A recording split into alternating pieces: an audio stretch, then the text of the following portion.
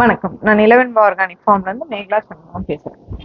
தொடர்ந்து நாட்டு மாடு பத்தியும் இயற்கை விவசாயத்தை பத்தியும் பல பதிவு பண்ணிக்கிட்டே வரேன். நம்ம சேனலை சப்ஸ்கிரைப் பண்ணாதவங்க சப்ஸ்கிரைப் பண்ணிடுங்க. அப்படியே அந்த பெல் ஐக்கானையும் கிளிக் பண்ணிடுங்க. நீங்க பாக்குற ஒவ்வொரு வியூவும் நாட்டு மாடும் இயற்கை விவசாயம் பாதுகாக்கும்.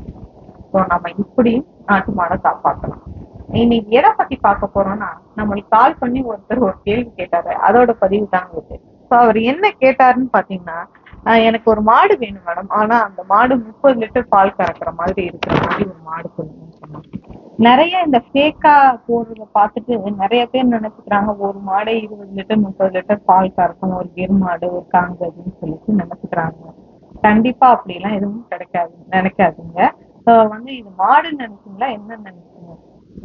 ஒரே மாடை வாங்கி 30 லிட்டர் பால் கலந்து பெரிய ஆயிடலாம் அப்படின்ட்டு நிறைய வீடியோஸ் பார்த்து நீங்களா நினைக்கிறீங்க போல. அப்படிலாம் எதுவும் கிடையாது. நம்மளோட சீதோஷண நிலையை பொறுத்த வரைக்கும் கிர்ரு சாக்கிவால் நீங்க தாங்குறதே வாங்கினாலும் நல்ல பிரீடா இருந்தா கூட ஒரு 10 ல இருந்து 12 13 லிட்டர் தாங்க நீங்க பால் எதிர்பார்க்கலாம் 2 வேலைக்கும். நன்றி, வணக்கம்.